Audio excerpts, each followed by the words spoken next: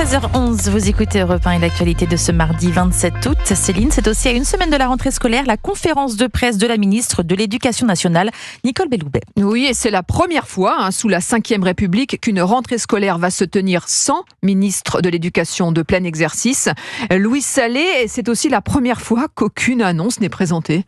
Oui, Nicole Belloubet a souvent fait référence dans son discours à son caractère démissionnaire, avec humour même, tout en se voulant rassurante, car la rentrée se fera quoi qu'il en soit. Nos 12 millions d'élèves, leurs parents, veulent des réponses cohérentes à leurs problèmes dans un environnement qui soit serein et apaisé.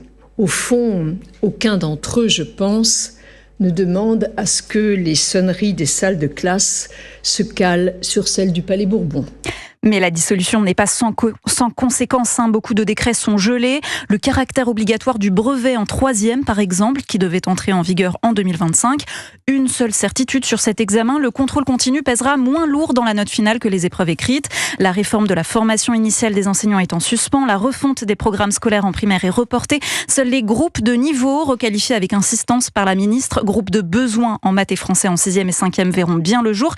Mais ils seront appliqués, je cite, avec souplesse et pragmatisme en raison des contraintes budgétaires. Sur ce point, Nicole Belloubet a d'ailleurs osé affirmer que la rigueur budgétaire imposée à son ministère ne couvrait pas l'ensemble des besoins. Et pour cette rentrée, enfin, plusieurs expérimentations déjà annoncées sont maintenues.